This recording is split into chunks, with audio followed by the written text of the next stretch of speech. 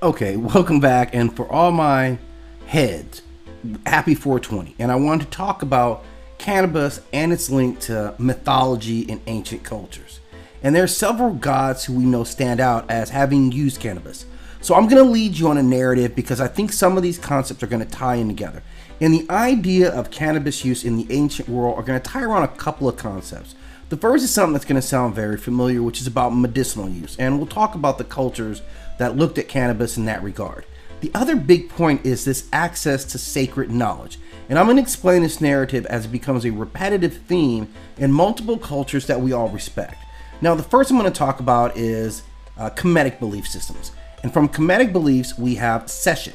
Sheshat was a goddess of wisdom, knowledge. She shares a very sacred role as one of the scribes. She was a deity of writing itself, sacred geometry, memory, and cosmic architect. So she is already in line with sacred knowledge in that regard. Now, she is shown oftentimes wearing a 7-pointed star above her head that many modern scholars and Afrocentrics link to the use of cannabis. Now, this is important because understanding that during this period of time in that area of Africa, they did use cannabis. They have a long history. So not only do we see her symbolism with the cannabis plant, but also knowing that they did have use. Now, this is mentioned in some of the papyrus scrolls, and it is used for inflammation, pain, and psychological conditions. But specifically for her, she ties in this connection of sacred knowledge, and we'll see more of that. She represented the altered mental state of perfect memory, one that was enhanced by sacred herbs. So this is her connection. It was not recreational. It was a sacred circuitry to commune with higher math and cosmic order, the kind of mental space that Sheshat rules. Now, work with me because I'm going to build on this theme here. As I go on to Hindu belief system, there is Shiva, the Hindu god who literally introduced cannabis to humans, and it is directly tied to his mythos. In that lore, after a family argument, Shiva wanders into the forest and he discovers the cannabis plant. He eats it and becomes calm and enlightened. And from that moment on, cannabis is gifted as his sacred gift to mankind, helping meditation, to dissolve ego, and to see the truth. So again, a similar format that we see in what Sheshat was doing, accessing sacred knowledge, and what Shiva was also doing, accessing sacred knowledge.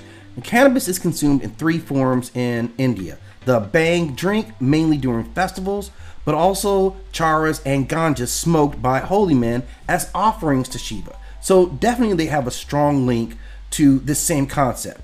Now, having seen both these two ancient belief systems who are reflecting cannabis as access to higher knowledge, we then turn to the idea of the burning bush in biblical myth, in which Moses encounters a bush that burns but is not consumed. And through that, he hears the voice of God. This is very much in tune with how Sheshat regarded this as being accessed, and Shiva as well. And many historians and herbalists have speculated about its symbolism. The Hebrew term, which means cannabis, appears many times in the Old Testament and is used as a sacred anointing oil given to Moses in the Exodus account. So beyond that, we know other belief systems regard cannabis as a sacred implement. The Rastafari belief of the African diaspora. They use cannabis as a sacrament and a meditative aid, very similar to what we've seen in these 2 previous religions. And while in Jamaica, this belief system draws heavily upon Ethiopian and African spiritual identity. Other parts of Africa also supported the use of cannabis. We can go all the way to East Africa, in Ethiopia, Kenya, and Sudan. And cannabis has a long history of traditional medicine. It is sometimes smoked or infused as part of healing practices and is used by Sufi sects in North Sudan.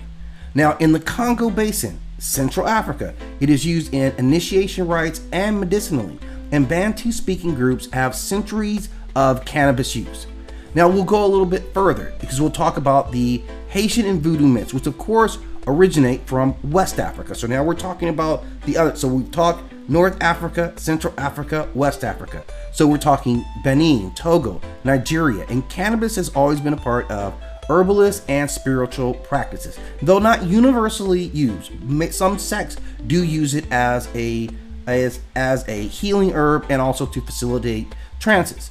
And some of this, of course, translated to the Americas during the slave trade. So we see that same religious belief in the Americas and in South America, still practicing cannabis along with their voodoo beliefs, oftentimes as an offering for a deity or again to get to a higher state of meditation. Now, in ancient China, of course, Asia, cannabis was used medicinally and spiritually for over 2,000 years. And Taoist shamans reportedly used cannabis incense to facilitate spiritual communication and divination. And there's texts that are dedicated mentioning its psychoactive properties and healing properties.